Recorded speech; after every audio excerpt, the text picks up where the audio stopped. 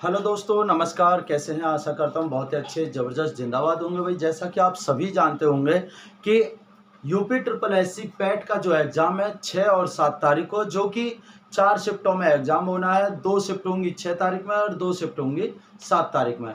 और ये आपको पहले से पता होगा, आपकी तैयारी अच्छे से चल रही होगी। तो दोस्तों, अगर मैं बात करूँ यूपी ट्रिपल एससी के जो मैथ पोर्शन होता है उसके अंदर की, तो मैथ के अंदर ना आप जानते हैं 20 नंबर का ग्राफ से क्वेश्चन पूछा जाता है, जो कि एक ग्राफ से 5-5 क्वेश्चन, 4-4 क्वेश्चन पूछ ले जाते हैं। लेकिन अब वहाँ पर ना कुछ ऐसा टॉपिक होता है कि मानो 20 नंबर का है और जो बच्चे नहीं पढ़ पाते हैं, पाई चार्ट, बार ग्राफ, ये जो सब है, नहीं पढ़ पाते हैं, तो वो 20 नंबर का या तो छोड़ देते हैं या फिर तुक्का मार के एक आध दो सही कर देते हैं, बाकी नेगेटिव में कट जाते हैं। आपको पता ही होगा नेगेटिव है। लेकिन यहाँ पर ना ये क्वेश्चन आपके सामने मैंने लिख रखा है यहाँ पे, और इस पे ये 5 क्वेश्चन है। इस ग्राफ पर 5 क्वेश्चन दिए गए।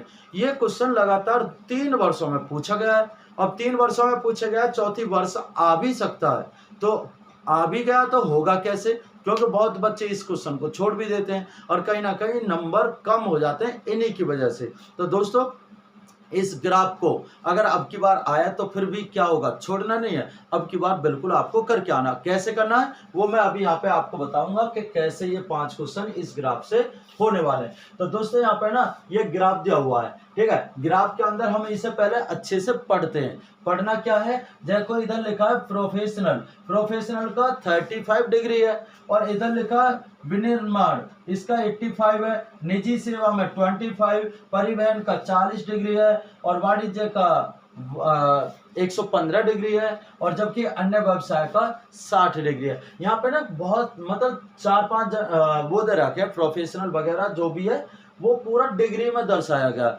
और यहाँ से क्वेश्चन ना एक डिग्री से परसेंटेज में भी पूछा जाता है, और यहाँ पे इनका अलग अलग से निर्माण के बारे में पूछ लिया जाता है। तो चलिए तो दोस्तों स्टार्ट करते हैं। जैसा कि आप देख पा रहे होंगे, पहला क्वेश्चन यहाँ पे क्या लिखा है, यदि निजी सेवा से प्राप्त मजदूरों की औसत आय, क्या लिखा है, निजी सेवा लिखा है ना, निजी सेवा से मजदूरों की प्राप्त औसत आय परिवहन से प्राप्त औसत आय की दुगनी हो, तो इन व्यवसायों से प्राप्त आय का अनुपात कितना होगा। क्या पूछा है जी, अनुपात। दोबारा से पढ़ लेते हैं कि देखो लिखा है निजी सेवा से प्राप्त मजदूरों की आय। निजी सेवा कहाँ जी, ये रहा। निजी सेवा में कितना, 25 डिग्री।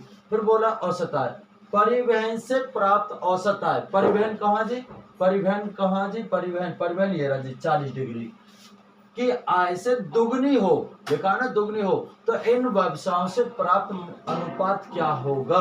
तो दोस्तों करते हैं, बहुत ही चुटकियों में होगा। देखो निजी सेवा कितना था, 25 डिग्री। कितना था, 25 डिग्री। कितने में से, 360। आप ये तो जानते होंगे पूरा सर्कल 360 डिग्री का होता है, और 360 ये बटा हुआ होता है, तो 360। अब इसने ये तो दे दिया कि निजी सेवा इतना था, ठीक है, लेकिन रेशियो पूछा है ना, रेशियो में ऐसे लगा देता हूं, चलो। फिर आगे बोला था परिवहन से, परिवहन कितना, 40 डिग्री, ठीक है, 360।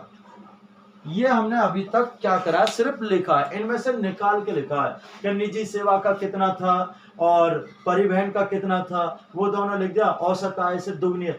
दुगनी किसकी, अब ये देखनी है हमें, दुगनी किसकी है, निजी सेवा दुगनी है या परिवहन दुगनी है। देखो यहाँ लिखा था क्लियरली, निजी सेवा से प्राप्त मजदूरों की औसत आय जो थी वो परिवहन के प्राप्त औसत आय की दुगनी है, तो यानी कि ये दुगनी है, तो इसे दुगना कर देते हैं जी।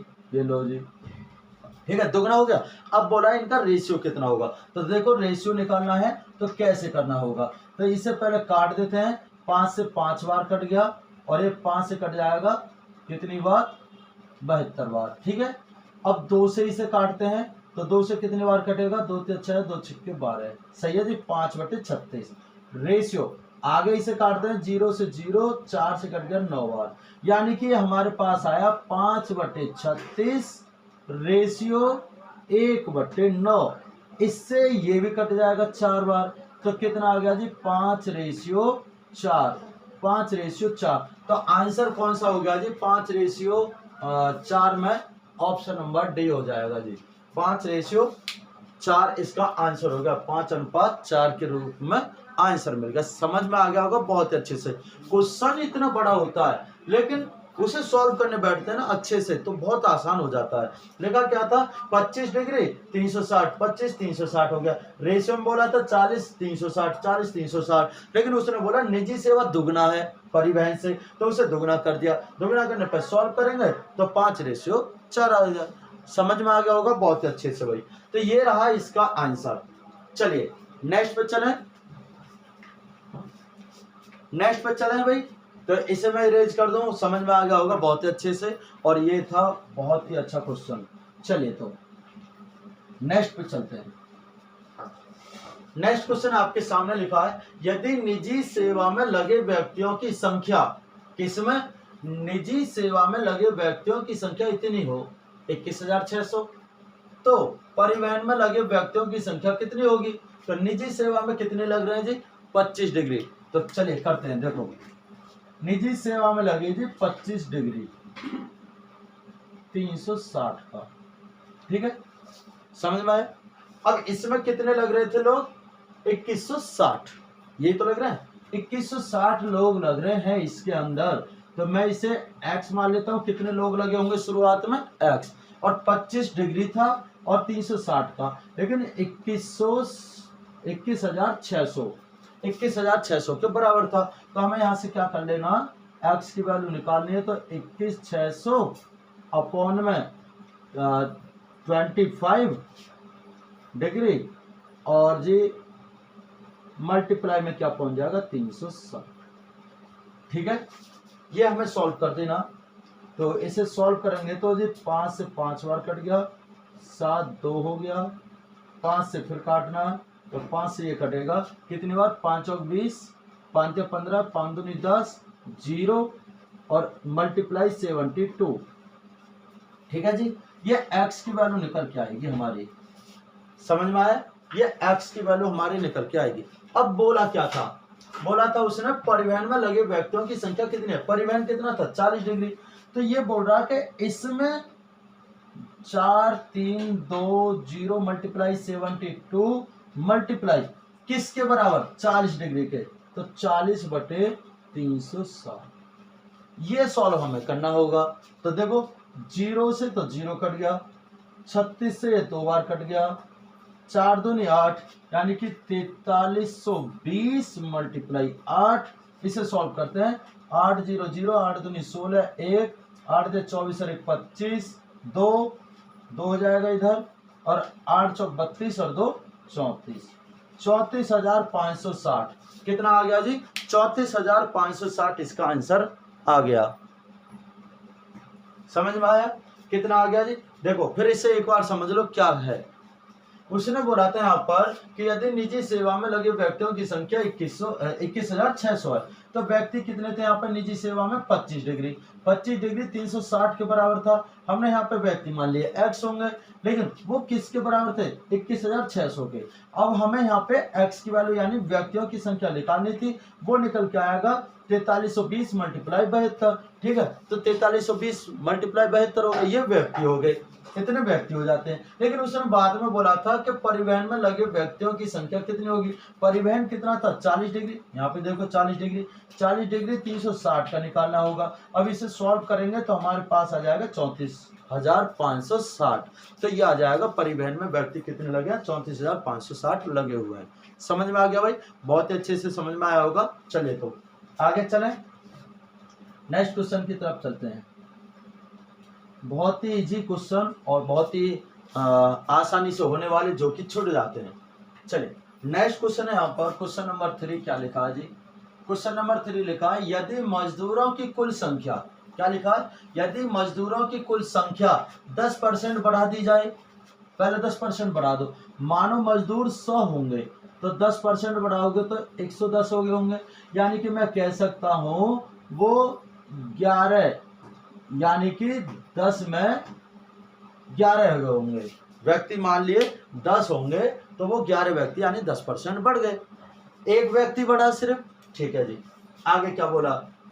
आगे बोला कुल संख्या 10% बढ़ा दी जाए, लेकिन अगले वर्ष वाणिज्य में, वाणिज्य कहाँ जी? हेरा। वाणिज्य में मजदूरों की संख्या प्रतिशत कर दी जाए। अब ये कह रहा 15% कर दी जाए, इसको 15% कर दिया जाए, तो आगे बोला प्रतिशत है, ये ध्यान रखना, दी जाए तो उस वर्ष पाई चार्ट में वाणिज्य का समीपवर्ती केंद्रीय कोण कितना होगा। उसने बोला समीपवर्ती मतलब इसके पास वाला केंद्रीय कोण कितना होगा। तो देखो भाई बहुत ही इजी था ये भी। तो 11/10, पहले तो ये कर लेते हैं। फिर आगे बोला था वाणिज्य में मजदूरों की संख्या 15% कर दी जाए, तो 15% ये राजी 100 का, ठीक है, और मल्टीप्लाई 100, ये सॉल्व करना था हमें। इसे सॉल्व करेंगे तो देखो हमें ये तो पता कि इससे तो ये कटेगा, इससे काटना 5 दूनी 10, 5 या 15 और 5 दूनी 10, इसे मल्टीप्लाई करेंगे 11 या 33 और 11 दूनी 22, 22 और 3 25 अपॉन में 2 हो जाएगा ये। अब इसे काटना है तो 2 एकम 2, 2 दूनी 4 और 2 छिक्के 12, पॉइंट 2 पंजे 10, तो 126.5 हो जाएगा। अब इसमें समीपवर्ती बोला था, देखो ये लिखा समीपवर्ती, तो इनमें से किसके बराबर है, 120 डिग्री के, 125 डिग्री के, या 130 डिग्री के, या 135 डिग्री के। तो दोस्तों इसका ऑप्शन नंबर बी ऑप्शन हो जाएगा, क्योंकि ये समीपवर्त किसके है, 125 डिग्री के। तो इसका केंद्रीय कोण कितना हो गया, 125 डिग्री हो जाएगा। ठीक है, ऑप्शन समझ में आया, याद आ गया ये। और पहले वाले में क्या था, परिवहन। अच्छा, पहले वाले में कहीं मिस्टेक हुई थी क्या, नहीं मिस्टेक हुई थी, वहां पे हमने एक जीरो फालतू लगा दी थी। ठीक है, एक बार पीछे बैक करना, वो 34,560 जो आ रहा था ना, उसमें 3456 आएगा, एक जीरो उसमें काटनी होगी, मतलब एक फालतू लगी थी, उसको ध्यान से कर लेना एक बार। ठीक है, तो इसके लिए मैं सॉरी क्षमा मांगता हूँ कि 3456 व्यक्ति आएंगे, जबकि वहां 34,560 लिख दिया था, यही यहाँ थोड़ी सी मिस्टेक हुई है, एक जीरो एडवांस जो लगी है। समझ में आ गया भाई, तो ये आंसर इसका ऑप्शन नंबर सी हो जाएगा। ठीक है, चलिए, तो इसका ऑप्शन क्या हो गया, 3456। लेकिन हम इसकी बात करें तो तीसरे क्वेश्चन की, तो 125 डिग्री इसका आंसर हो जाएगा। नेक्स्ट क्वेश्चन पे चलते हैं। नेक्स्ट क्वेश्चन लिखा क्वेश्चन नंबर 5, क्या लिखा जी, यदि वाणिज्य से प्राप्त कुल आय परिवहन से प्राप्त आय का दुगनी हो तो इन व्यवसायों में औसत आय का अनुपात क्या होगा। क्या बोला है, उसने बोला है कि यदि वाणिज्य से प्राप्त कुल आय और परिवहन से प्राप्त कुल आय का कितना है जी, दुगना। ठीक है, लिखा है परिवहन से दुगना है, तो इन व्यवसायों में औसत आय का अनुपात कितना होगा। तो चलिए, तो यदि वाणिज्य से प्राप्त कुल आय, वाणिज्य से कितनी है जी, 115, 115। ठीक है, वाणिज्य से प्राप्त कुल आय, तो हमने ये तो 115 कर दिया 360 का। ठीक है, फिर आगे बोला परिवहन से प्राप्त आय का दुगना हो, परिवहन कितना है जी, परिवहन है जी 40 डिग्री बटे में 360। ध्यान देना एक बार, वाणिज्य जो प्राप्त हुआ है वो परिवहन से आय का दुगना था, यानी ये पहले से दुगना उसने बोला है, तो आपको दुगना इसको करना होगा भाई। ठीक है, इससे दुगना कर देते हैं, इसे दुगना करते हैं। फिर बोला था व्यवसाय में औसत आय का अनुपात क्या होगा इनमें से, तो अनुपात निकालना बस यहाँ पर, तो काट दीजिएगा भाई। तो देखो इससे तो कट गए 9 बार।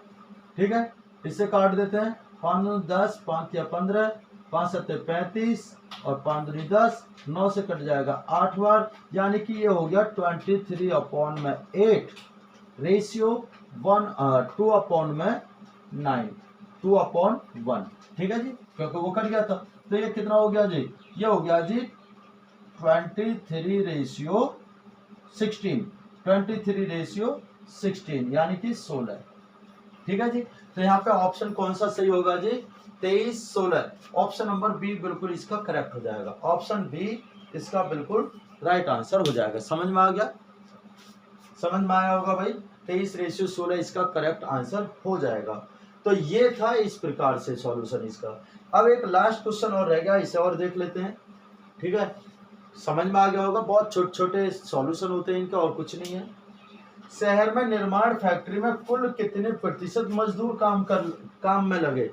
निर्माण कहाँ जी, देखो क्या लिखा, किसी शहर में निर्माण फैक्ट्री में कुल कितने प्रतिशत मजदूर काम में लगे, तो यहाँ पे विनिर्माण, यहाँ पे विनिर्माण लिख लेना भाई, विनिर्माण होगा ये ऐसे, ठीक है। तो शहर में विनिर्माण करने वाले व्यक्तियों में कुल कितने प्रतिशत मजदूर काम पर लगे हैं, यह क्वेश्चन इस प्रकार से बन जाता है। चलिए तो इसे भी कर लेते हैं भाई, बहुत ही इजी क्वेश्चन थे ये भी। चलिए तो शहर में विनिर्माण में कितने लगे हैं जी, 85 लोग लगे हैं, 85 डिग्री किसके, 360 के, ठीक है जी। फिर बोला फैक्ट्री में कुल कितने प्रतिशत, प्रतिशत की बात कर दी तो प्रतिशत 100 लगा दो, यानी प्रतिशत लगाने के लिए 100 लगाते हैं, ये तो आप जानते हैं, 100 से मल्टीप्लाई। अब इसे सॉल्व करना, तो इससे तो ये कट गया एक, इससे 2 से काटेंगे तो 18 बार, 2 से इसे काटेंगे तो 5 बार, ठीक है।